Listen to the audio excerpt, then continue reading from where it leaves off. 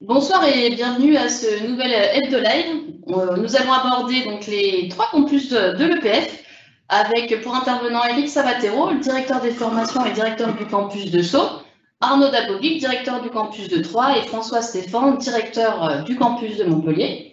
On va rentrer directement dans le vif du sujet avec Eric Sabatero qui va nous présenter le campus de Cachan puisque, comme vous devez le savoir, l'EPF de Sceaux va déménager à Cachan à partir de janvier 2022.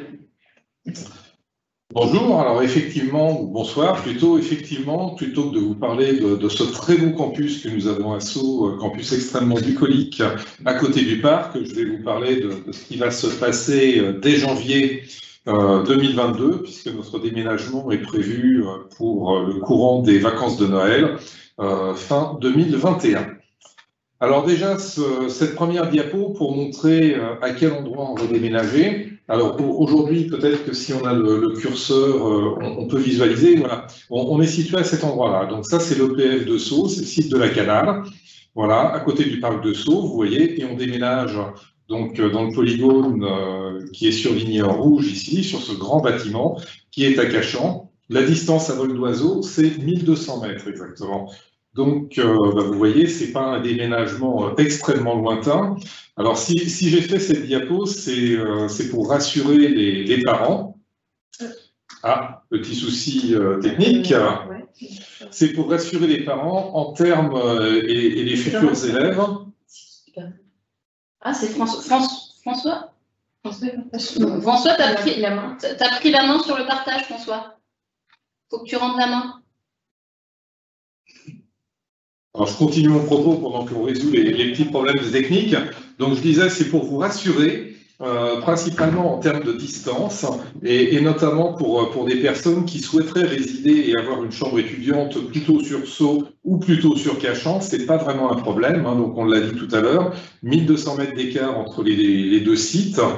Une station de RER, vous le voyez, aujourd'hui on est desservi par la station de Bourg-la-Reine qui est à proximité, voilà, la petite flèche arrive vers Bourg-la-Reine, un petit peu plus à droite, voilà, ici. Voilà. Et demain, donc, on sera desservi par la station de Bagneux. Donc, il y a une station d'écart sur la ligne B du RER. Donc, tout ça est extrêmement proche. Et je dirais, ça ne nécessitera pas, au niveau des résidences étudiantes, des déménagements entre les deux sites. Alors, on peut zoomer un peu plus sur la diapo suivante, voilà, sur notre future implantation. Donc, cette implantation dans la ville de Cachan fait partie d'un véritable campus universitaire. On ne va pas être seul sur ce campus, même si on a, je dirais, la place privilégiée en plein milieu et avec un très beau bâtiment qui représente 16 500 mètres carrés. Pour mémoire, aujourd'hui, à Sceaux, sur les 3 endroits dans lesquels nous sommes implantés dans la ville, nous bénéficions d'un petit peu plus de 6 000 m². Donc, on va passer de 6 000 à 16 500. Donc, vous voyez, on va gagner grandement, je dirais, en termes de surface et en termes de confort et de qualité. Donc, ce campus va être desservi, comme on l'a dit tout à l'heure, par la station Bagneux, qui est à pied, on va dire, entre 5 et 7 minutes du campus, et puis aussi par la station Arcueil-Cachan, qui, elle, est située à 10-12 minutes à pied, à peu près, du campus. Donc, un campus très bien desservi, avec plein de facilités, notamment en termes de résidence étudiante, puisque le Crous est installé sur place. Il y a également un très grand restaurant universitaire géré par le Crous, qui est capable de délivrer plus de 5000 repas par service. Donc, et puis il y a d'autres bailleurs sociaux qui permettent d'avoir des chambres universitaires, donc avec différents niveaux de qualité, hein, donc depuis le Crous jusqu'à des chambres quasiment de type 2 étoiles, effectivement. Donc voilà, une grande qualité de service pour les étudiants. Vas-y, on peut poursuivre et puis passer à la diapo suivante. Donc je continue à zoomer. Donc sur ce campus, il va y avoir 3 écoles d'ingénieurs, dont l'EPF, hein, on l'a dit, un IUT qui est déjà présent. Au nord du campus, vous voyez le restaurant universitaire qui apparaît, et autour du restaurant universitaire, ce sont les résidences étudiantes. Donc là, nos étudiants pourront bénéficier évidemment de ces services. Vous voyez également que c'est un campus vert, avec un bois qui est protégé, juste au nord de notre bâtiment. il y aura des équipements sportifs qui vont être à disposition. Alors aujourd'hui, il y a une piscine qui va être reconstruite là où sur ma diapo, il y a un terrain de foot en ce moment. Donc à terme, on va avoir une piscine toute neuve qui va être construite à cet endroit-là. On bénéficiera de l'accès de 2 stades qui seront à proximité directe du campus, d'un dojo également pour les arts martiaux, donc d'infrastructures sportives. Il y a un gymnase, vous voyez, qui va rester et qui sera disponible aussi pour les étudiants. Tous ces équipements sportifs seront en gestion par la municipalité et bien sûr, l'école aura accès à tous ces équipements, donc les élèves pourront évidemment en bénéficier. Alors, pour rentrer un petit peu plus dans le détail, donc voilà une vue de notre bâtiment. Donc, comme j'ai dit tout à l'heure, c'est un très grand bâtiment, hein, 16 500 m². On a 5 étages dans ce bâtiment, d'un rez-de-jardin jusqu'à un R+3. Et donc, c'est un bâtiment qui fait un petit peu plus de 120 mètres de long dans sa dimension longitudinale et 70 mètres de large dans sa dimension transversale. Il est équipé de 2 amphithéâtres. Sur l'extrême gauche de la diapo, on a un amphithéâtre qui fait 280 places et au centre, ici, un petit amphithéâtre qui fait une centaine de places. L'entrée principale se fait par le dispositif qu'on appelle le fer à cheval, voilà, qui est représenté ici, avec une entrée en bas et en haut de ce fer à cheval, donc qui permet de donner sur 2 niveaux. À l'arrière, il y a tout un espace vert à l'arrière du bâtiment. À ce niveau-là, voilà une grande pelouse qui est sur notre emprise, sur notre parcelle, et qui sera également accessible aux étudiants. Donc, un grand domaine, une grande pelouse en herbe, avec des arbres également, donc c'est plutôt sympathique. Et quand il fait beau, ça permet effectivement aux étudiants de s'installer sur place, soit pour réviser, soit pour manger un sandwich ou boire une boisson lorsqu'ils en ont envie, effectivement, à l'interpause. Voilà, on poursuit, donc quelques vues d'architecte du campus. Donc ce bâtiment, on l'a acheté, on est devenu propriétaire courant novembre, et on a commencé les travaux donc dès le mois de décembre 2020, et on était parti finalement pour 12 à 13 mois de travaux. Donc, ce qui fait qu'aujourd'hui, on est sur un planning où les travaux vont se terminer en novembre 2021, donc le temps de faire passer la commission de sécurité, de déménager, de s'installer sur place. Donc, on prévoit raisonnablement un début d'activité dès la reprise de cours, à la rentrée des vacances de Noël, donc 2021, donc tout début janvier 2022. Donc, voilà la vue côté esplanade, côté entrée. Donc, si on poursuit, là, on a la vue de l'autre côté, donc avec justement cette pelouse, les arbres. Bon là, l'architecte n'en a figuré que 3, il y en a un petit peu plus effectivement dans cette partie assez ombragée et assez sympathique. Tout ça donne sur le hall qui est très largement vitré et qu'on voit sur cette image. Vas-y, on poursuit.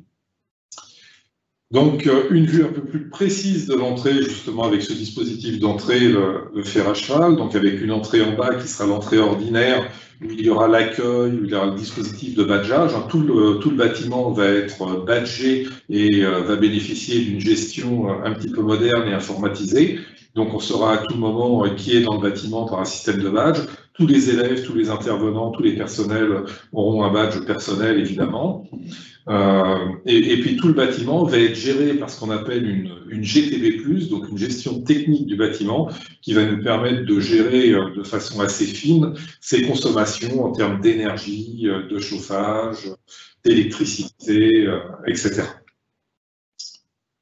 Voilà, une dernière vue de l'architecte du bâtiment avec un mur. Donc ça, c'est une façade nord sur l'une des ailes du bâtiment. Donc vous voyez un habillage assez moderne de ce bâtiment qui initialement date de 1950. Donc sur ce bâtiment, on a gardé que la structure, on a tout retiré dedans, on a ce qu'on appelle purger le bâtiment. Donc ça nous a permis de retirer absolument tout, y compris des équipements qui étaient un petit peu vieux et qui n'étaient plus vraiment aux normes. Notamment, il y avait un petit peu d'amiante dans le bâtiment, donc on l'a totalement désamianté, déplombé pour refaire une école qui sera vraiment l'école du 21e siècle. Et l'idée, c'est de construire à partir de nos concepts pédagogiques, dont mes collègues pourront aussi parler, ils pourront vous montrer des exemples d'applications sur leur campus en province, faire véritablement un outil de formation qui répond au concept pédagogique que l'on a développé et que l'on met en place à l'EPF. Alors, si on rentre de façon un petit peu plus intime dans le bâtiment, ici, vous avez une vue du rez-de-chaussée, donc c'est déjà le deuxième étage du bâtiment, c'est par là que se fait l'entrée principale, avec un certain nombre de points particuliers qu'on va détailler. Donc, vous voyez les différentes rubriques là, qui vont de 1 à 5 sur cette diapo. Donc, 1, c'est l'entrée, 2, c'est le grand hall. On va faire des zooms sur ces différents endroits. 3, c'est ce qu'on appelle le Learning Center. Donc, c'est un espace où les étudiants pourront aller pour travailler en autonomie avec différentes ambiances, différents espaces, différents services qui sont à leur disposition. 4, c'est l'ensemble de services aux étudiants, donc avec le service international, la scolarité, enfin tous les éléments effectivement qui participent et qui assistent les étudiants dans leur vie de tous les jours. Et puis 5, c'est l'aile qui est réservée, je dirais, au logement des enseignants, donc là où ils auront leur bureau en permanence, et là aussi où les étudiants pourront venir les rencontrer à l'intercours, lorsqu'ils n'ont pas cours, effectivement, puisque nos étudiants sont présents sur le site, y compris, nos enseignants, pardon, sont présents sur le site, y compris lorsqu'ils n'ont pas cours avec les étudiants, tout simplement pour pouvoir répondre à leurs attentes et répondre à leurs questions. Donc les diapos suivantes permettent de faire un petit peu un zoom pour se rendre compte un petit peu des ambiances qu'il y aura dans le bâtiment. Donc ici, c'est la banque d'accueil avec une bagagerie, et au dos de cette banque d'accueil, c'est ce que l'on voit sur la partie inférieure gauche de cette diapo, une cafétéria, donc où les étudiants pourront récupérer des boissons et puis de l'alimentation froide à l'intercours en fonction de leurs besoins et de leurs envies. Donc sur la diapo suivante, on a une vue sur ce hall qui va être un véritable hall multifonction, à la fois hall d'exposition pour nos propres besoins. Ce mur blanc qu'il y a au fond, ça va être un mur d'images sur lequel on va projeter en permanence nos différentes activités, activités scientifiques, et tous les documents d'information. Derrière ce mur blanc, il y a une plateforme technologique qui est la plateforme d'analyse de mouvement. Donc c'est une plateforme qui fait 150 mètres carrés au sol, 7 mètres de hauteur. On peut voir ce qui s'y passe par l'intermédiaire de la coursive qu'on aperçoit sur la partie haute de la diapo. Et donc, dans cette salle, on peut capter des mouvements. On s'en sert dans le cadre de la majeure ingénierie et santé pour capter tout ce qui est mouvement humain, et notamment tout ce qui est biomécanique du sport, mais aussi biomécanique du handicap, ou alors dans la majeure, par exemple aéronautique et espace, pour capter des mouvements d'appareils comme des drones, comme des choses comme ça. Voilà, donc une plateforme, 400 mètres carrés au niveau de ce hall, qui servira, lorsqu'elle ne sera pas utilisée pour des manifestations, comme espace d'accueil également et espace de travail à volonté pour les étudiants, avec du mobilier, je dirais, modulaire, qui permettra aux étudiants de s'installer pour des durées plus ou moins brèves, et puis de venir travailler en groupe s'ils le souhaitent. Je te coupe un petit instant. Il y a une question concernant le système de badge. Ça va être une question pratique. Si on oublie son badge, comment on fait? Ben, vous l'avez vu, il y a une banque d'accueil, donc il y aura toujours un personnel à l'accueil et un élève, effectivement, ou un personnel, ça arrive aussi, qui oublie son badge. Il y aura juste une vérification à faire et il faudra se présenter à l'accueil. Donc plutôt que de passer directement, je dirais, au niveau des petits dispositifs, des petits portillons qui permettent l'accès au bâtiment, il faudra simplement se faire connaître à l'accueil et l'accès sera tout à fait possible, évidemment. Et est-ce qu'on peut parler d'un campus un peu à l'américaine, du fait que maintenant il y a des logements maintenant sur le campus qu'il n'y avait pas à l'heure actuelle sur Sceaux? Ça va être un véritable campus étudiant. Donc au total, il y a 17 hectares, 3 écoles d'ingénieurs, un IUT, un lycée, des services universitaires comme le Crous. Donc c'est effectivement une notion de campus un peu à l'américaine, effectivement. Ça va être le campus technologique de Cachan. Donc oui, il y aura une vie étudiante qui sera aussi une vie étudiante inter-établissement probablement. Donc oui, tout à fait, ça va être un véritable lieu étudiant et un lieu de fourmillement, je dirais, d'idées, d'innovation, etc., qui, je pense, va être très sympa à vivre avec des activités sportives, des activités culturelles, des choses comme ça. Donc sur cette diapo, on en arrive, je dirais, à peu près au milieu du couloir. Donc là, on est sur un espace d'attente et un espace d'accueil qui est situé à l'entrée du petit amphi. Donc c'est là également où il y a un certain nombre de services aux étudiants. On parlait tout à l'heure de scolarité, du service des relations internationales, de tous ces éléments-là. Donc c'est entre les deux, c'est là où on va retrouver le Learning Center avec deux très grandes salles, une salle de consultation plutôt en mode soft où les étudiants peuvent venir s'installer, se détendre, lire une revue, discuter entre eux, travailler ensemble, etc. Et puis une salle un petit peu plus équipée, on va dire, où on va mettre à leur disposition des écrans grand format pour que lors de leur séance de travail en groupe, ils puissent travailler en autonomie à plusieurs sur un écran un peu plus ergonomique et de plus grande dimension que simplement la visualisation qu'ils ont sur leur portable personnel. Voilà, donc une vue de la maquette numérique également du même espace, où on retrouve donc le petit amphi là sur la partie droite, l'espace d'accueil qu'on vient de visualiser. Vous voyez qu'il y a des petites salles de réunion qui sont situées un petit peu partout, des salles de confidentialité, on en voit une qui est quasiment au premier plan là, avec la surface vitrée qui sera accessible à tout le monde. Donc ici, on est plutôt sur l'espace international, où on va accueillir les étudiants étrangers, mais où nos propres étudiants auront de la ressource dans le cadre, je dirais, des stages qu'ils doivent faire à l'étranger ou des séjours internationaux qu'ils envisagent. Donc tout le support, effectivement, qu'on peut leur apporter dans ce cadre-là. Alors enfin, sur cet étage-là, c'est l'aide réservée aux enseignants. Donc le principe est assez simple, hein. Des bureaux d'enseignants, je dirais au maximum 4 personnes. Les responsables pédagogiques ont des bureaux individuels, ce qui leur permet d'accueillir en confidentialité les élèves qui ont des choses à leur raconter. Il y a des box individuelles pour pouvoir accueillir les élèves en confidentialité ou un élève avec un parent, par exemple, si le besoin s'en fait ressentir, ou des parents eux-mêmes, évidemment.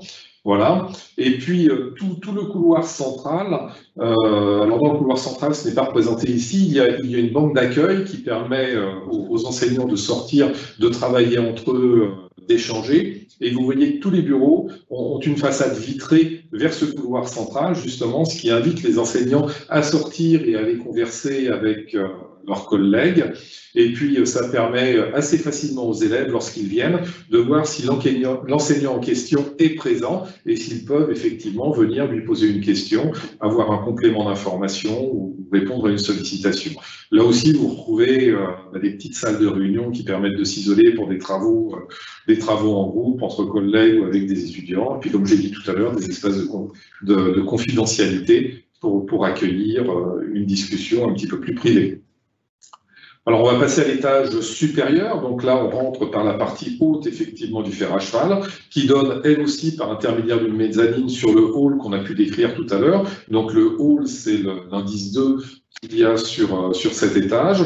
Donc, ici, cet étage, c'est l'étage véritablement qui est dédié aux relations entreprises. Donc, ce couloir qui part sur la gauche à partir de l'entrée, c'est ce qu'on appelle la rue des entreprises. Et dans cette rue des entreprises, on va retrouver un certain nombre d'espaces que les entreprises vont pouvoir réserver. L'entité minimum de réservation, c'est la demi-journée, et puis ça peut aller beaucoup plus loin, à la journée, à la semaine, au mois, à l'année, pourquoi pas. On souhaite que les entreprises puissent venir s'installer dans l'école pour travailler avec nous, pour se présenter vis-à-vis des étudiants, leur proposer des offres de stage, des offres d'emploi, et puis pour travailler aussi avec les étudiants dans le cadre de projets, de sujets d'études. Donc c'est pour ça que dans ce couloir, on va retrouver des salles de coworking, on va se retrouver des tech labs pour réaliser des prototypes. Et puis si on passe sur la diapo suivante, on fait un zoom justement au niveau de cet indice 6 là, qui apparaissait sur ma diapo.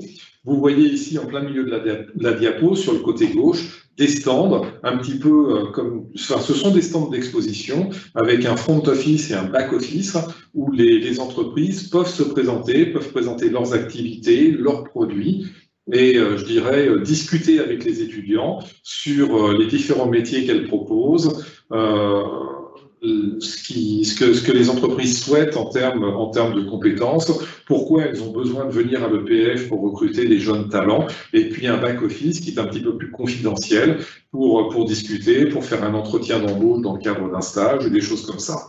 Sur cet étage-là, j'en profite, vous avez, outre la partie communication qu'on voit au premier plan, juste derrière, on a des salles de réunion un petit peu VIP, donc qui vont être dans des configurations différentes, donc 2 grandes salles de réunion qui sont un petit peu nos salles de conseil et nos salles un petit peu de prestige pour accueillir nos différents partenaires. Derrière ces salles, une salle de revue de projet qui sera extrêmement moderne, avec un mur d'image également. Et puis encore derrière cette salle, une salle de réalité virtuelle où les élèves, les enseignants, les industriels pourront s'immerger dans la maquette numérique pour effectuer des séances de travail, donc en immersion dans la maquette numérique. Et puis sur l'extrémité à gauche, les salles de coworking et les tech labs qui seront à disposition. Alors on poursuit notre balade dans le bâtiment, on monte d'un étage. Donc maintenant on arrive au R+2, alors je ne l'ai pas dit tout à l'heure, sur le R+1, c'est également l'étage où il y a l'ensemble des salles de travaux pratiques, donc il y a pas mal de salles de travaux pratiques et de tech lab dans ce bâtiment. Grosso modo, il y a 3 typologies de salles pour l'enseignement, tout ce qui est salle de travaux pratiques, tech lab, et puis 2 salles, 2 typologies de salles, des salles que j'appelle des salles de TD, que vous voyez sur cet étage-là, où vous distinguez des salles qui sont équipées de tables, où toutes les tables sont parallèles et où finalement tous les élèves regardent dans le même sens. Hein, ce sont nos fameuses salles commodales que les élèves connaissent aujourd'hui et dont on a équipé tous les campus. Hein, je rappelle qu'on en est à peu près à une 40aine de salles commodales aujourd'hui sur les 3 campus qui sont équipés, qui sont installés, et qui nous permettent donc de faire des cours à la fois en présentiel et en distanciel. Et puis d'autre part, des salles de projet, c'est là où pointe le logo numéro 7, là, l'index numéro 7, où là ce sont des salles dans lesquelles on va retrouver 6 îlots pour à chaque fois 6 élèves, donc 36 élèves au total, qui nous permettent d'appliquer des pédagogies par projet et de scénariser ces pédagogies. Donc on peut très bien imaginer dans ces 6 salles 6 groupes d'élèves qui travaillent en concurrence sur un même sujet, ou au contraire 6 groupes d'élèves qui travaillent en complémentarité, en partitionnant finalement un sujet complexe. Et dans ce cas-là, on va travailler chacun, avec chaque groupe d'élèves, sur la notion de responsabilité qu'on confie à un groupe et sur la notion d'interface entre les différents groupes sur un projet beaucoup plus complexe. Donc vous voyez, ce sont des salles qui nous permettent de mettre en place des scénarisations d'enseignement qui correspondent véritablement aux situations professionnelles que les élèves rencontreront dans leur future vie d'ingénieur. Alors sur cet étage et sur la partie droite, mais c'est pas grave, on retrouve une autre plateforme technologique qui est la plateforme technologique liée aux matériaux. Ah, on est juste entre 2 diapos. Voilà. Voilà, donc sur la partie droite, effectivement, de la diapo, tout cet espace-là qui pour l'instant n'est pas équipé, ça va être la plateforme technologique dédiée aux matériaux intelligents. Donc les matériaux intelligents, ce sont des matériaux dotés d'un système nerveux. Donc pour expliquer ça, je prends l'image du corps humain. Le corps humain est constitué de matériaux. Dans ces matériaux, il y a des muscles. Et lorsque je sollicite mes muscles, je sais en permanence l'état de sollicitation de mes muscles. C'est-à-dire que si je force, je sens mon muscle qui commence à fatiguer et qui me dit « Eh oh, je commence à fatiguer sérieusement ». Si je force un petit peu plus, le muscle va me dire « Ouh, attention, là, je suis pas loin de me faire mal, d'avoir une blessure, etc. » Donc cette philosophie-là, on essaye de l'introduire dans les matériaux dans le cadre de la construction mécanique, du génie civil, enfin de tous nos domaines d'application de sciences de l'ingénieur, pour introduire dans les matériaux un système nerveux qui rend compte en permanence de l'état de sollicitation des matériaux. Donc c'est véritablement un thème de recherche propre à l'EPF et cette plateforme technologique va nous permettre de développer ce thème de recherche. Alors dans ces salles de projet dont j'ai pu commenter l'utilisation tout à l'heure, vous avez ici un exemple d'une table projet pour 6 élèves. Donc vous voyez effectivement les 6 places pour les 6 élèves, un très grand écran qui permet à chaque élève équipé de son portable eh bien, de prendre la main et de projeter pour le groupe effectivement le sujet sur lequel ils sont en train de travailler et de travailler en mode collaboratif.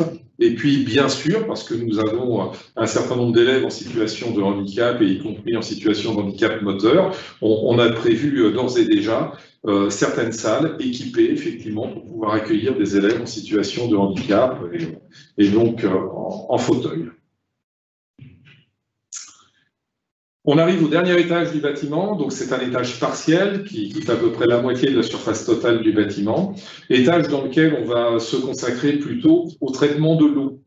Donc en termes d'enseignement, on va traiter toutes les problématiques de physique, de chimie, et puis en termes de recherche, on va aller sur le traitement de l'eau. Alors l'eau, c'est un sujet important en ingénierie et en milieu industriel. On utilise l'eau dans différentes chaînes industrielles, soit pour refroidir, soit comme véhicule, je dirais, porteur pour un certain nombre d'éléments. Et la problématique majeure, c'est d'être capable de restituer cette eau au milieu naturel, et évidemment de la restituer dans les meilleures conditions, c'est-à-dire qu'il faut la dépolluer, il faut la rendre à température convenable, etc., après l'avoir utilisée en milieu industriel, ou après l'avoir récoltée tout simplement sur un parking, par exemple. Lorsqu'on récolte de l'eau sur un parking, de l'eau de ruissellement, eh bien, elle peut être polluée par des hydrocarbures, par un certain nombre de choses. Donc, on travaille sur toute cette problématique, à la fois de dépollution de l'eau et aussi de désentartrage des canalisations en milieu industriel. Donc là, également, on va retrouver une plateforme technologique qui va accueillir ces sujets de recherche et ces sujets sur lesquels nos élèves travaillent dans le cadre de leurs études. Et je signale d'ailleurs que cette plateforme technologique est partagée avec une école amie qui s'appelle DCTC, qui est située à Arcueil, et les enseignants-chercheurs de cette école vont venir faire leurs recherches avec nos propres enseignants-chercheurs sur cette plateforme technologique, et travailleront également avec nos étudiants dans ce cadre-là. Dernier point peut-être, avant qu'on termine sur ce futur campus, donc la première aile qu'on voit apparaître ici, perpendiculaire, donc si tu as la flèche, je veux bien que tu viennes dessus, sur la LLD, on va descendre un petit peu à droite, voilà celle-là. Là. Toute cette aile-là, c'est une aile qui est située pour l'instant, je dirais, en jachère sur les 16 500 m², et c'est l'aile qui est destinée à accueillir le dispositif entrepreneurial de l'école. Donc notre volonté, c'est de développer un pré-incubateur, un incubateur et un hôtel à start-up au sein même de l'école. Donc développer le dispositif entrepreneurial, favoriser justement l'innovation et l'entrepreneuriat dans l'école. Et pour ça, on a réservé 2500 m², c'est-à-dire la totalité de cette aile-là, pour accueillir et construire au fur et à mesure du temps l'ensemble de ce dispositif. Donc vous le voyez, un campus qui est extrêmement ambitieux, un campus et un bâtiment moderne au niveau de sa gestion, situé sur un campus agréable en termes de vie, avec beaucoup de végétation. C'est un campus vert, hein, donc pas de circulation automobile à l'intérieur des 17 hectares. Les parkings sont en marge et en bordure effectivement du campus, et uniquement de la circulation douce, donc piétonne, vélo, trottinette, enfin tout ce que l'on veut. On prévoit d'ailleurs un parking effectivement pour 2 roues sous le fer à cheval pour que les élèves puissent venir donc par ces moyens de mobilité douce également sur le campus. Donc voilà, un campus extrêmement agréable, encore une fois moderne, et véritablement une école du XXIe siècle que l'on est en train de construire. Alors au niveau des travaux, oui, simplement une dernière diapo pour vous montrer là où nous en étions, je dirais il y a à peu près un mois. Ces photos ont été prises il y a un mois, lorsqu'on a effectué l'opération de curage du bâtiment. Donc vous voyez des très très grands espaces, et vous pouvez voir qu'on a gardé finalement que la structure du bâtiment. Et aujourd'hui, on a commencé à reconstruire, je dirais, dans ces grands espaces, à commencer à positionner les différentes cloisons, à amener les réseaux, donc réseaux de chauffage, d'électricité, enfin tout ce que l'on peut imaginer. Et puis les entreprises ont commencé à installer des prototypes. Donc en haut à gauche, vous voyez différents prototypes qui nous ont permis de choisir effectivement l'allure, les teintes définitives de vitrage, etc. sur les façades vitrées qu'il va y avoir à l'entrée du bâtiment. Et puis on en est à faire des tests de couleurs. On a choisi quelque chose d'un petit peu original où il y aura une couleur par étage pour faciliter la reconnaissance dans ce bâtiment et je dirais faciliter le guidage dans le bâtiment. Donc il y aura un étage rouge, bien sûr, c'est la couleur de l'EPF, mais l'étage vert, l'étage jaune, l'étage bleu, etc.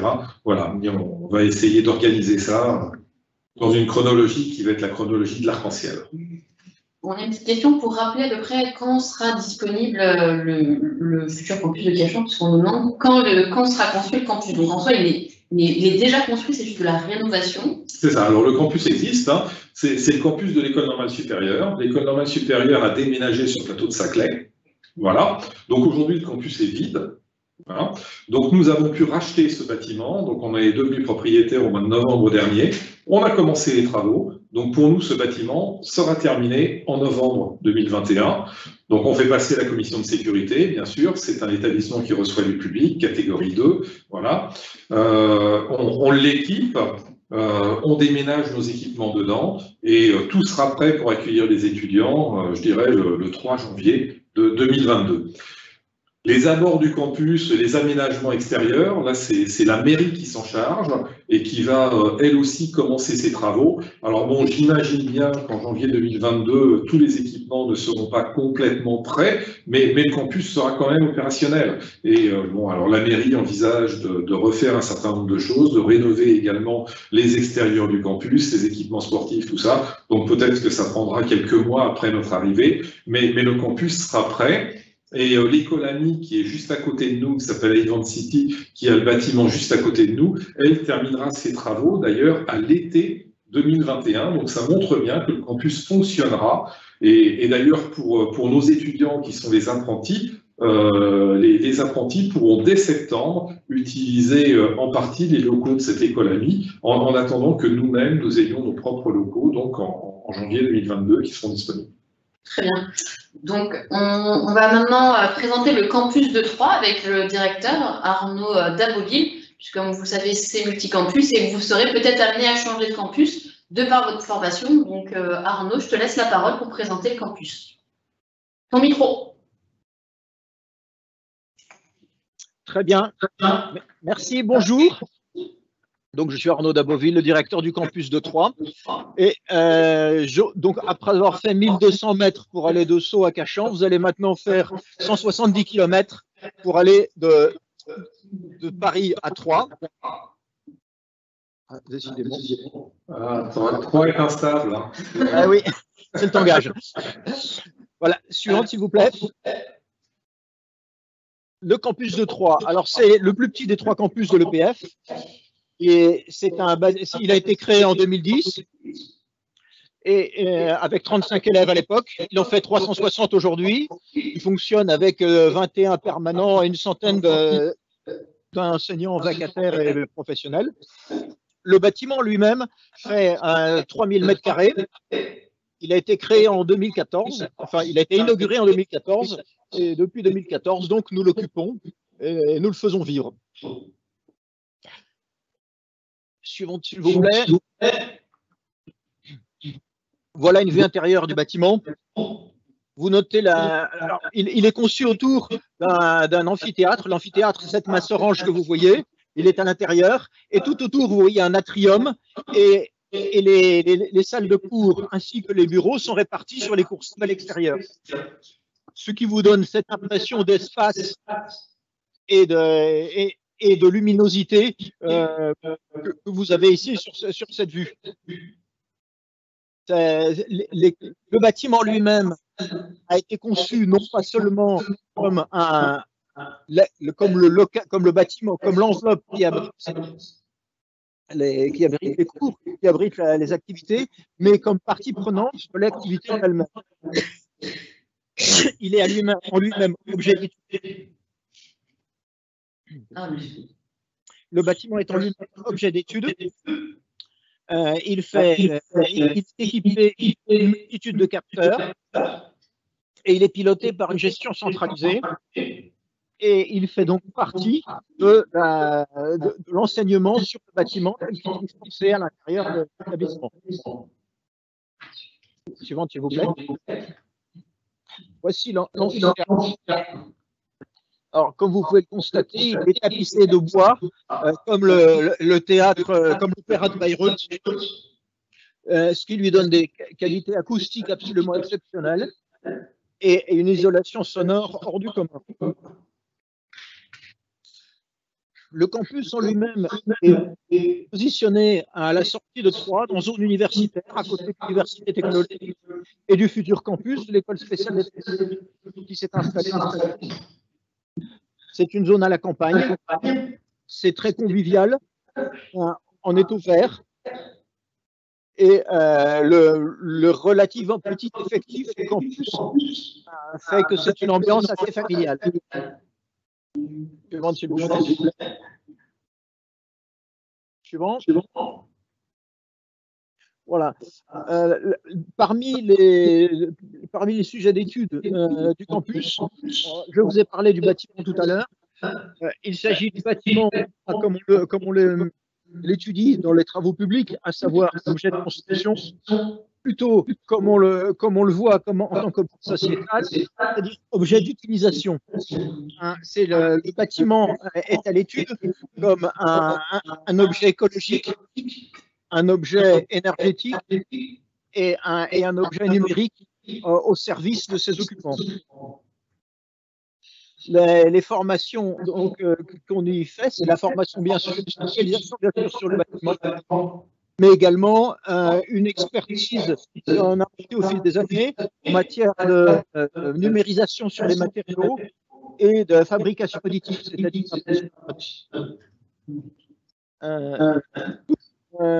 une majeure sur le bâtiment, un bachelor sur le numérique et un master avec le commerce local sur l'entrepreneuriat.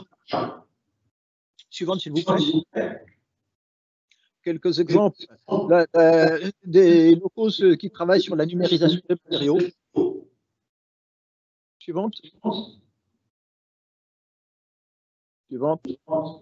Un petit exemple sur la transformation que nous avons fait les derniers mois, pouvoir utiliser nos locaux en comodal, c'est-à-dire avec du personnel dans la salle, et avec des élèves dans la salle et en même temps des élèves en distance, pour permettre à l'enseignant d'enseigner avec la même qualité au personnel, aux élèves qui sont en face de lui et aux élèves qui sont à distance.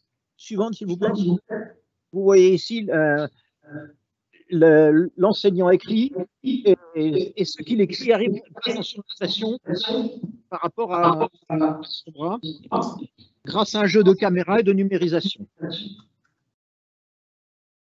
Alors, je vous ai dit que ce bâtiment aujourd'hui abritait 360 élèves et qu'il faisait 3000 m².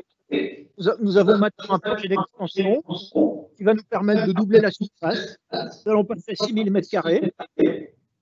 Nous allons multiplier par 3 à 4 notamment les locaux des salles les locaux aussi ça vaut travaux pratiques et les plateformes technologiques afin de rehausser le niveau notre capacité d'enseignement technologique.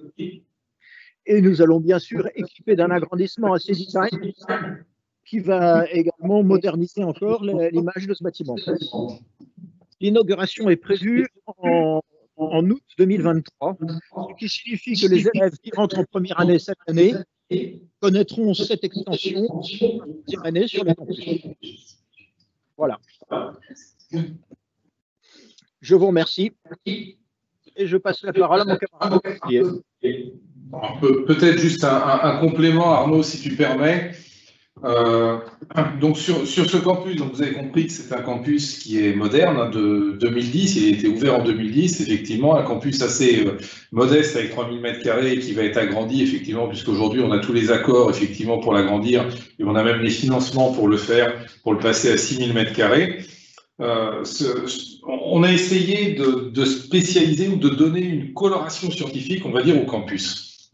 Donc, sur le campus de Troyes, la coloration scientifique qui a été donnée, c'est d'une part le bâtiment et surtout l'architecture et l'ingénierie durable.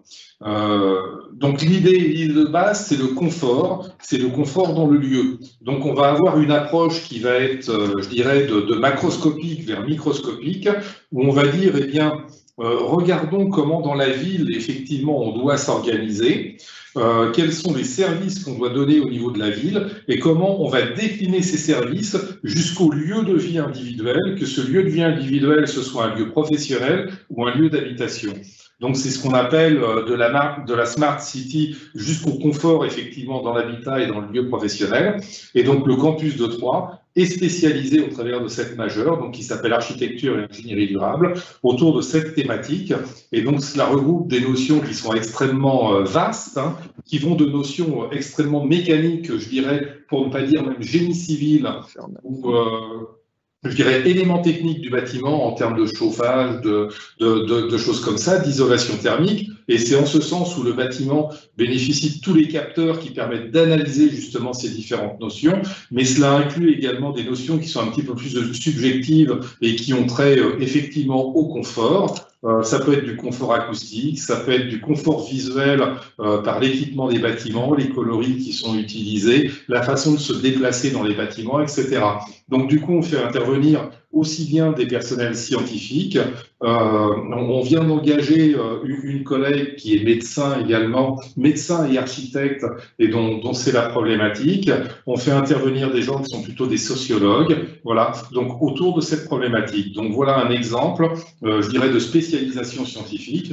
Le deuxième exemple de spécialisation scientifique pour ce campus, c'est celui que tu as cité autour de la chaîne numérique, effectivement, qui intervient et qui se concrétise lors de la réalisation de prototypes par de la fabrication additive. Voilà. Et tout à l'heure, François, je dirais dans quelques instants, va pouvoir nous parler du campus de Montpellier, où la spécialisation, là, je dirais, c'est tout le domaine de l'énergie, notamment d'énergie renouvelable et d'énergie décarbonée.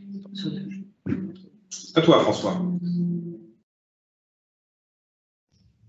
Bonjour, bonsoir. Donc, je vais vous parler maintenant du campus de Montpellier. Alors, il n'y a pas de travaux en cours sur le campus. Si tu peux passer la première diapo, s'il te plaît, oui.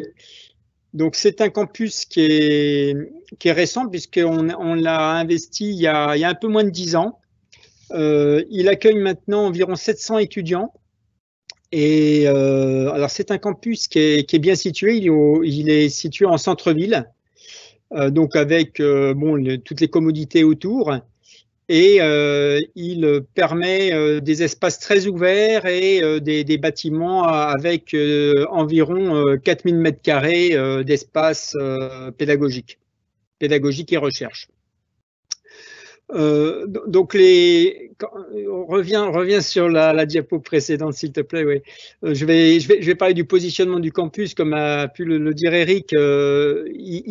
Les formations et la recherche qui sont opérées au niveau de ce campus accompagnent les transitions écologiques, énergétiques et numériques. Donc, on a des formations qui sont des formations d'ingénieurs et des formations de bachelor qui traitent principalement des problèmes énergétiques avec la production, la gestion d'énergie renouvelable, des problèmes environnementaux avec le traitement des déchets, le traitement de l'eau, des problèmes de dépollution, et puis l'aspect numérique à travers les data, la gestion des data à la frontière de l'intelligence artificielle et sur les analyses prédictives, le data engineering et tout ce qui tourne autour des big data et toutes les données qui sont désormais accessibles un peu partout. Donc, on a rénové dernièrement les espaces de formation. Donc là, tu peux passer à la diapo suivante. Voilà, on a développé ces espaces de formation sur des configurations d'espaces de travail pour des groupes de 6 étudiants, 4-6 étudiants. On vous en a parlé précédemment. On a une approche pédagogique par projet qui privilégie le travail en groupe, l'intelligence collective, et on a des dispositifs de locaux qui permettent d'accompagner cette pédagogie. Donc voilà, ça c'est un exemple d'aménagement d'espace. Alors oui, là on passe cette fois-là au côté plus festif, du moins, ou en tous les cas plus de détente. on bénéficie d'un foyer d'étudiants avec voilà, de baby-foot, table de ping-pong, et billard et autres, avec une terrasse derrière.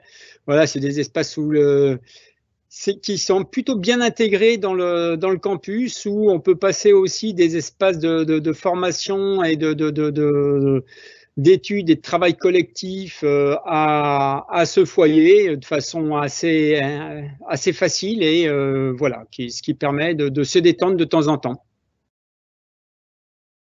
Une autre image du foyer, c'est aussi un espace où les étudiants déjeunent, se restaurent. Alors là, actuellement, c'est un peu plus contraint avec les dispositifs imposés actuellement, mais voilà, avec c'est un bel espace où on voit même le soleil méditerranéen sur la droite inonder la terrasse. Là. Alors, il bénéficie également de Tech Lab, de Fab Lab. Donc là, on a un espace d'un peu plus de 100 mètres carrés qui intègre des imprimantes 3D, du matériel pour faire des cartes électroniques. Et en fait, c'est un espace de projet pour faire du prototypage et pour concevoir et construire des systèmes, les équiper, les rendre intelligents. Et voilà, il y a toute une partie des projets non numériques expérimentés, et qui sont expérimentaux, pardon, et qui s'opèrent dans cet espace-là. Alors c'est une enfilade d'espaces qui a chacun sa vertu, et voilà, avec un bureau d'enseignants qui est juste à côté et qui encadre ces groupes d'étudiants.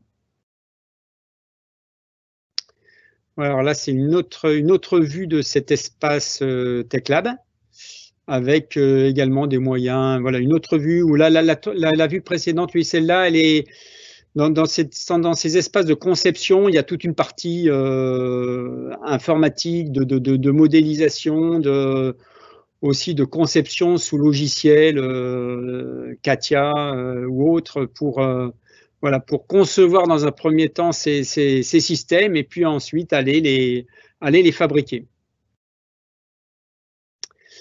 Alors ça, c'est une salle qui est mobile, vous voyez bien, on a des tables et des chaises à roulettes où on teste un certain nombre de dispositifs pédagogiques. On appelle ça le Learning Lab. Voilà, c'est un espace bon, après, vous imaginez bien, apprécié par les étudiants et les enseignants. On a un tableau là que vous voyez de 8 mètres de longueur sur 2 mètres de haut, interactif, donc où les étudiants peuvent travailler ensemble, peuvent faire des séances de brainstorming avec d'autres tableaux par ailleurs. Voilà, c'est vraiment une salle où on peut, une salle innovante où on peut innover.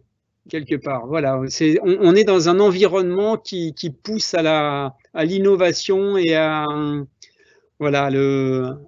l'émergence de solutions. Alors ça, c'est une salle commodale, on vous en a parlé précédemment, on en a plus de 36 à dire, Eric, là, sur l'ensemble des campus, et voilà un des exemples sur Montpellier. Voilà.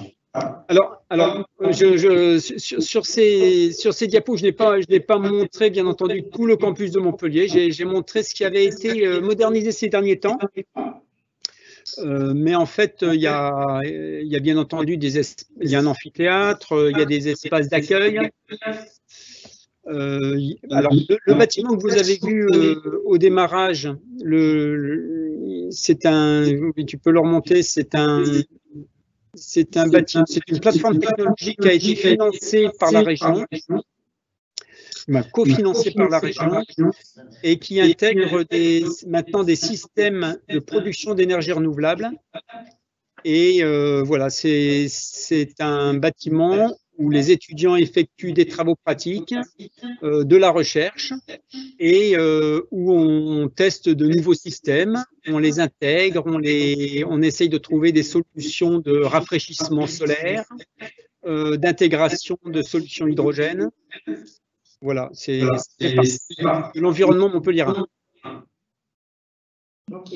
Et est-ce que tu pourrais expliquer un peu quelle est l'ambiance sur le campus, sur les élèves, la relation avec le corps professoral également? Oui, alors c'est un campus qui est très ouvert, donc on a des bureaux qui donnent sur 2 cours, alors là la cour centrale et puis une autre cour, donc on est énormément dans l'interaction, mais les lieux bénéficient, les lieux dont on bénéficie favorisent cette interaction. Voilà, après on est, bon, étant donné qu'on est sur des coursives, on est sur des lieux plutôt extérieur, voilà, ça donne une ambiance qui est plutôt ouverte. On a une question concernant les STI2D, donc ils ne viennent que sur le campus de Montpellier. Est-ce que tu peux expliquer un peu le fonctionnement pour les STI2D sur Montpellier? Oui, alors c'est une promotion de 25 à 30 étudiants. Ils sont accompagnés de façon un peu différente parce que on estime que la marche à franchir entre le bac STI2D et puis un diplôme d'ingénieur est haute. Et il y a un dispositif particulier d'accompagnement qui est opéré pour passer cette marche. Donc ça signifie du tutorat. Alors c'est fait dans la formation généraliste également, mais c'est fait de façon un peu plus poussée sur les formations technologiques. On a aussi une attention, on demande aux enseignants d'avoir une attention sur les compétences comportementales des étudiants, et ils sont accompagnés dans cette voilà, dans une analyse de leur comportement, de leur prise d'autonomie, de leur engagement à travers cette formation. Et c'est à travers ces discussions qu'il y a avec ces étudiants qu'on arrive à les faire grandir et qu'on arrive à les faire grandir collectivement. Alors, ça a démarré il y a 5-6 ans et on a maintenant de très bons résultats concernant ces promotions STI2D. Et c'est voilà, c'est une fierté pour le campus de Montpellier.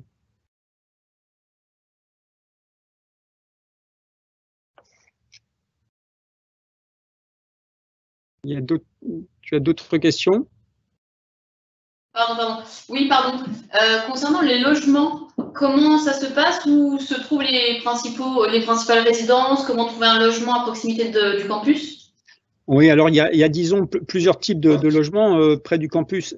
Bon, étant donné qu'on est très central, très centre-ville, on a des offres de logements qui nous sont envoyées régulièrement et on a une plateforme qui centralise ces logements et qui les met à disposition. Donc, il y a ce premier volet. Il y a ensuite un accord avec le Crous, bien entendu, de Montpellier. Et là, on a des logements qui sont réservés avec des chambres Crous à proximité de l'école. C'est 10 minutes à pied. Voilà, sur deux espaces différents. Et ensuite, on a des conventions avec des résidences étudiantes qui sont à proximité du campus. Alors là, on est à 2-3 minutes à pied du campus et on a, principalement 2 résidences étudiantes à proximité. Et là, c'est vrai que c'est plutôt les élèves de première année au démarrage qui aiment bien investir ces résidences et être tout près du campus et avec voilà, du Wi-Fi, des espaces aussi de travail communs. Au sein les résidences sont plutôt bien faites et les étudiants peuvent se retrouver au sein de ces résidences et même travailler ensemble au sein de ces résidences. Et on a une question concernant les STI2D. Quel est le taux de réussite des STI2D? Il n'y a pas de numerus clausus, comme on dit, mais il y a et ça varie. Bon, il faut s'attendre à environ 80% de réussite. Et sachant que quand on vient dans ces formations-là, il faut qu'il y ait de l'engagement, il faut qu'il y ait de la motivation. Oui, ce qu'on peut dire, François, c'est que l'idée de base, hein, c'était de dire, bon, bah, jusqu'à une certaine époque, la formation d'ingénieur généraliste à laquelle préparait l'EPF, grosso modo, elle était réservée aux titulaires de bac scientifique, du bac S. Voilà. Et on a voulu diversifier effectivement la population dans l'école.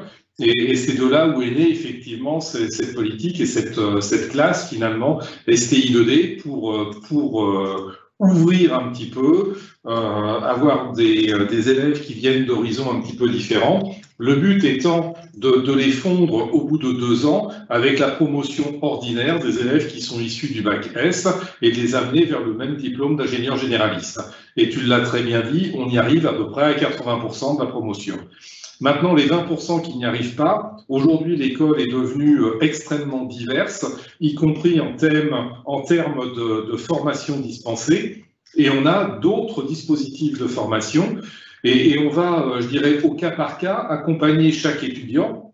Et il se peut très bien qu'on ait un étudiant STI2D qui soit peut-être plus orienté vers des connotations pratiques et à qui on va plutôt conseiller notre diplôme d'ingénieur par apprentissage plutôt que le diplôme d'ingénieur généraliste, ou alors on a des étudiants qui vont dire finalement c'est peut-être pas un diplôme à bac plus 5 que j'ai visé, mais un diplôme de bachelor à bac plus 3, et aujourd'hui on a une carte de formation qui est suffisamment diversifiée, suffisamment large pour qu'on puisse accompagner les étudiants, y compris en termes de reconversion interne à l'EPF pour les accompagner vers le succès. Et si on prend la somme de tout cela, on est, je ne vais pas dire quasiment à 100% de réussite, mais on peut quasiment accompagner tous nos étudiants vers les solutions qui sont les plus adaptées pour eux.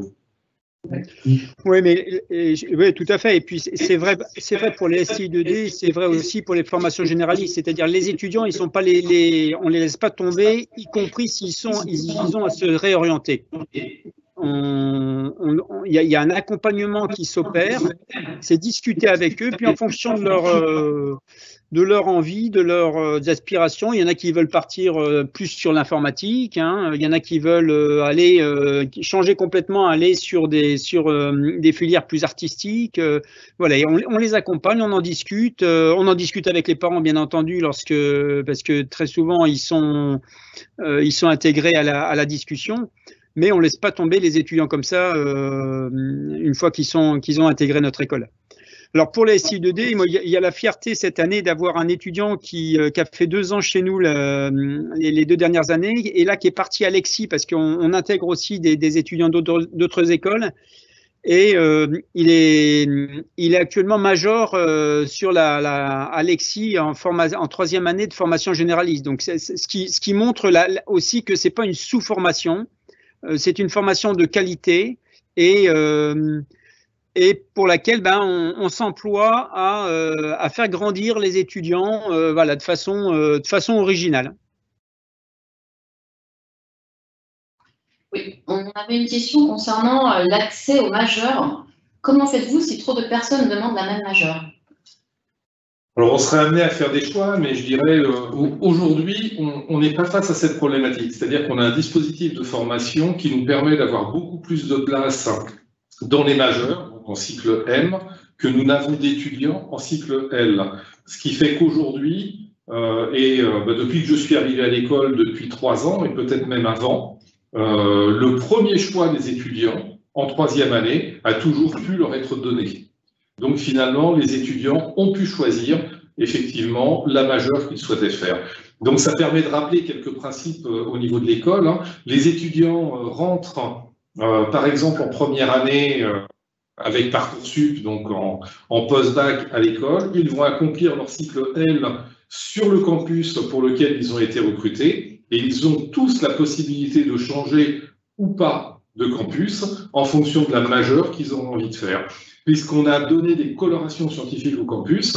Aujourd'hui, on a deux majeurs sur le campus de Montpellier, donc énergie-environnement et puis data engineering.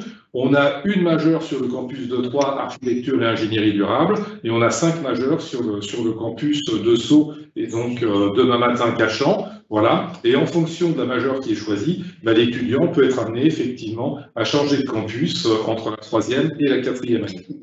Justement, tu parles des majeurs et on a une question, est-ce qu'il y a une spécialité pour les transports ? Alors, il y en a plusieurs. Il y en a plusieurs. Dans le domaine de la mobilité, on va dire, on a à la fois la majeure aéronautique et espace, donc qui est très tournée évidemment vers le transport aérien, voire le transport spatial.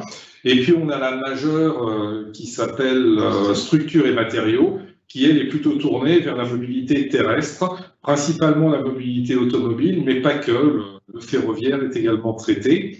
Et alors Scoop, peut-être, on envisage d'ouvrir un 4e campus, on l'espère en septembre 2022, très probablement à Saint-Nazaire, et comme on sera juste à côté de la mer, en termes de mobilité, il est probable qu'on s'intéresse à d'autres modes de mobilité, effectivement, et à d'autres modes d'énergie très proches du milieu maritime.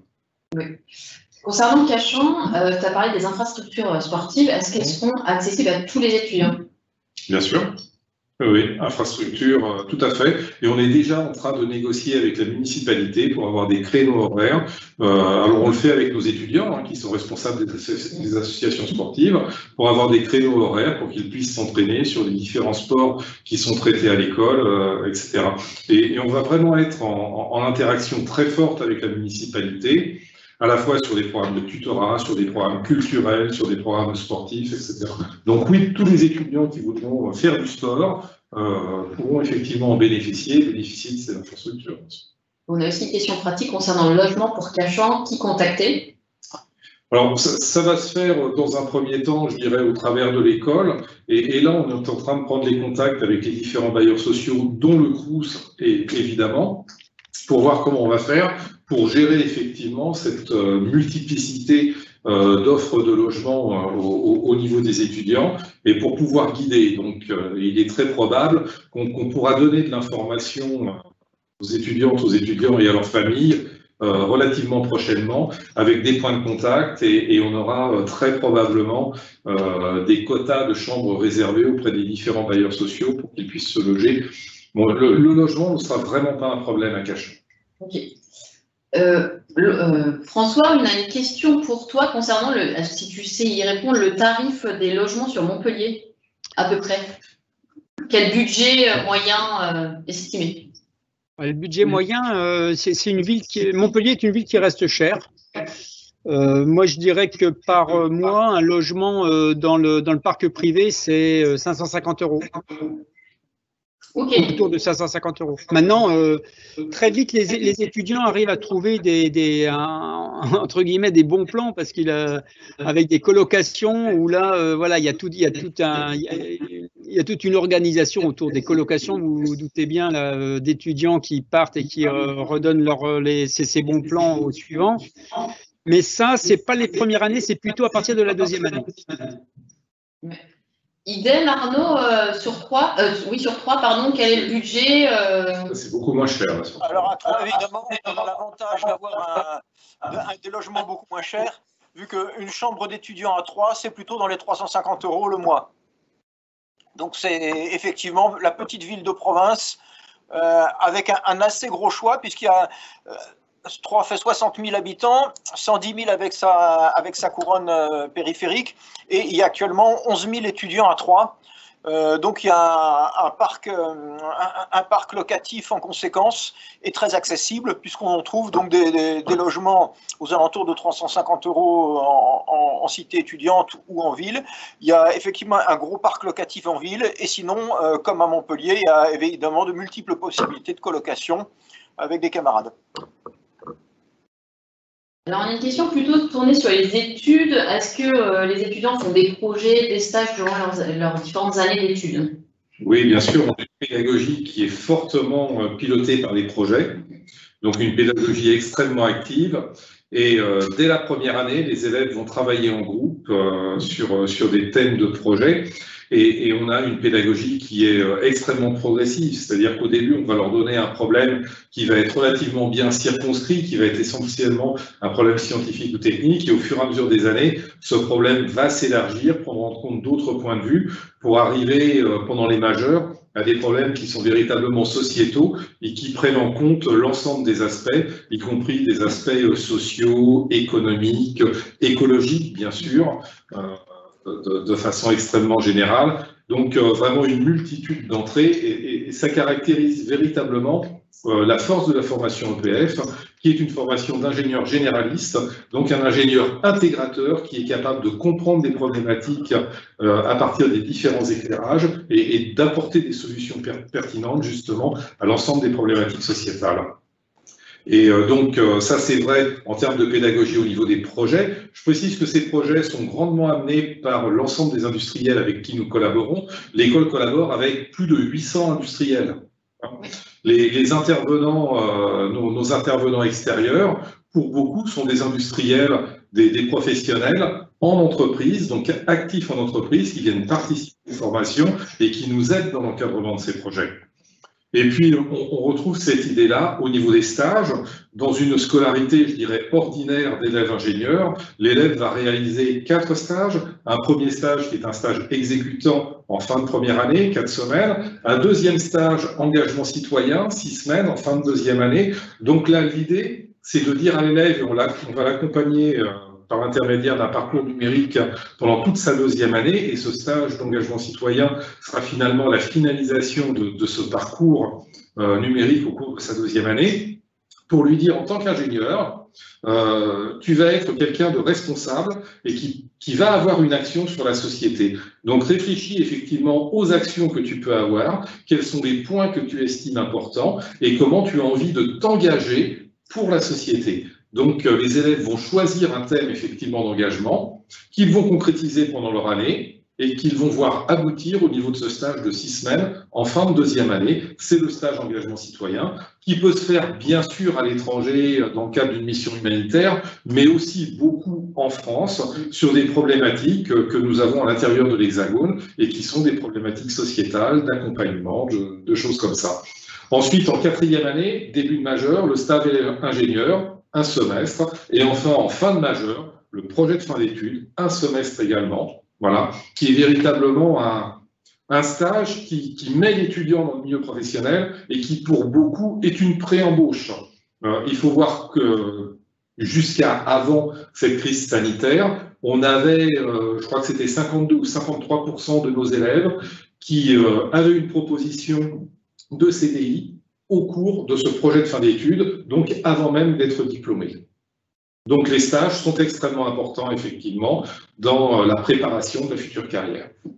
Alors, toute autre chose, comment est l'ambiance au sein de l'école entre les élèves? Alors, je dirais que ça, c'est ce qui différencie une école comme l'EPF. Si vous voulez, lorsque les élèves sortent du bac, ils ont des grands choix à faire. Premier choix, est-ce qu'ils choisissent une école effectivement post-bac qui va les accompagner, donc s'ils ont l'ambition évidemment de devenir ingénieurs, qui va les accompagner pendant 5 ans dans leur formation. Ce que certains appellent des écoles à prépa intégrée. Nous, on n'aime pas du tout le terme au niveau de l'EPF parce qu'on n'est pas du tout sur une prépa intégrée, on est sur un cursus continu de 5 ans. C'est extrêmement différent. L'autre option, c'est de dire je passe par les classes prépa. Donc 2 ans de classe prépa et ensuite je passe les concours et j'accède à une école d'ingénieur en 3 ans pour faire le cycle ingénieur. La différence, elle est fondamentale. En classe prépa, l'idée, c'est de devenir l'athlète le plus performant possible. Donc le but de la classe prépa, c'est de surentraîner les élèves pour qu'ils passent dans les meilleures conditions les concours d'entrée, qu'ils soient les plus performants possibles, qu'ils soient les meilleurs. C'est une véritable compétition. Donc fatalement, l'ambiance entre élèves s'en ressent entre les différentes classes prépa, mais même à l'intérieur d'une classe prépa, parce qu'on sait très bien qu'il faut être meilleur que le copain ou la copine au moment du concours d'entrée. Quand on est dans une école comme l'EPF, c'est pas du tout ça. L'esprit, c'est la collaboration, la coopération, et dès la première année, on apprend à travailler ensemble. Donc on est sur une ambiance qui est beaucoup plus conviviale, beaucoup plus amicale, beaucoup plus bienveillante, je dirais, entre les élèves et y compris entre élèves et personnel de l'école, corps enseignant, comme tous les personnels de soutien. Tout à fait. On a une autre question.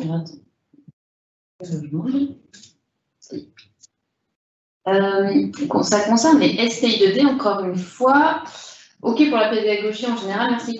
Comment la pédagogie dans les prépas STI2D est-ce plus comme une CPGE ou est-ce comme une pédagogie par projet? Est-ce que c'est aussi le même système de pédagogie par projet en prépa STI 2D ou plutôt en TSI, c'est différent? Ben, disons qu'on a, au même titre que pour les formations généralistes, certains projets qui sont proposés au STI 2D, mais plus globalement, la différence se fait sur l'accompagnement et sur le fait que ce sont des groupes plus restreints et qu'on les fait travailler collectivement voilà, à partir de plateformes numériques avec des enseignants qui sont là à les accompagner même jusqu'à tard le soir. Voilà, on privilégie aussi de travail de groupe hein, sur des problèmes complexes pour que sur des notions qui eux leur paraissent complexes et voilà sur lesquelles on les fait travailler collectivement. On fait aussi beaucoup d'expérimental. Donc on a toute une partie des enseignements type circuit électrique, même thermodynamique, qui sont faits à partir dans les salles de travaux pratiques. Et donc on fait un peu une pédagogie par l'expérience, par l'expérimentation, par l'observation.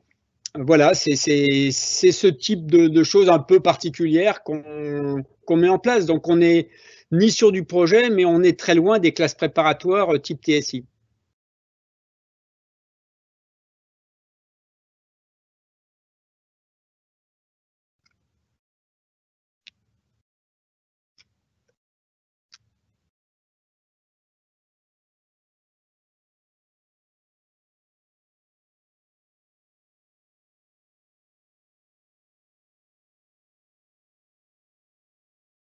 J'entends plus.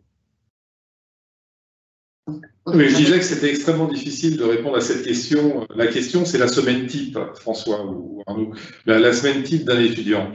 Je dirais avant la crise sanitaire, la semaine type, je dirais, c'était à peu près une vingtaine d'heures, 20 à 24 heures d'enseignement par semaine, et puis à peu près autant de travail personnel pour les étudiants qu'ils peuvent répartir comme ils veulent. Alors, on a une pédagogie où on mixe l'enseignement qu'on appelle synchrone, c'est-à-dire en présence de l'enseignant, et puis des éléments asynchrones où on va demander aux étudiants de travailler par eux-mêmes, tout en les guidant, tout en les encadrant. Hein.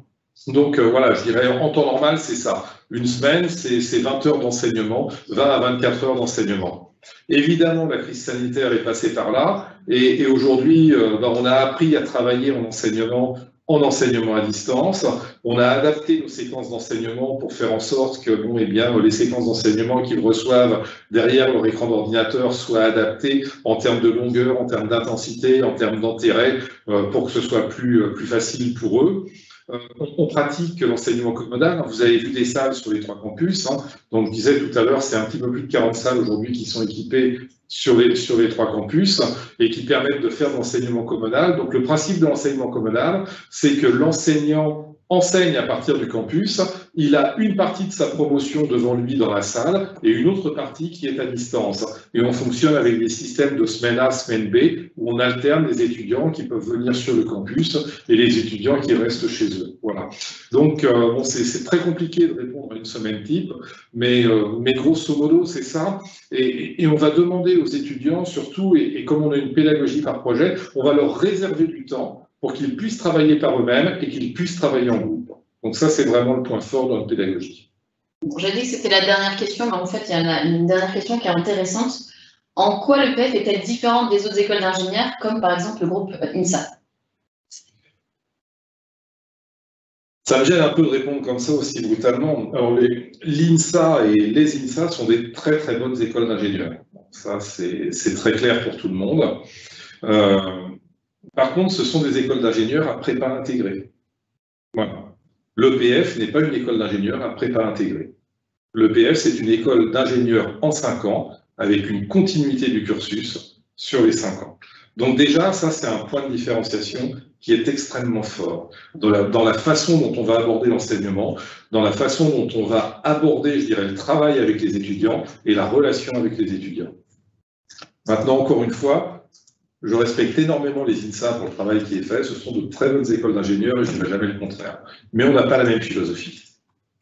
Ok, bah très bien. Sur ces dernières paroles, on vous remercie. On vous donne rendez-vous la semaine prochaine pour un prochain live qui s'appellera En immersion. Donc, ça sera qu'est-ce que la vie d'étudiant à l'EPF. Et on vous rappelle également la journée portes ouvertes qui aura lieu samedi matin, où on vous présentera les formations, les admissions, voilà la dernière ligne droite pour Parcoursup. Bonne soirée et à très bientôt. Merci.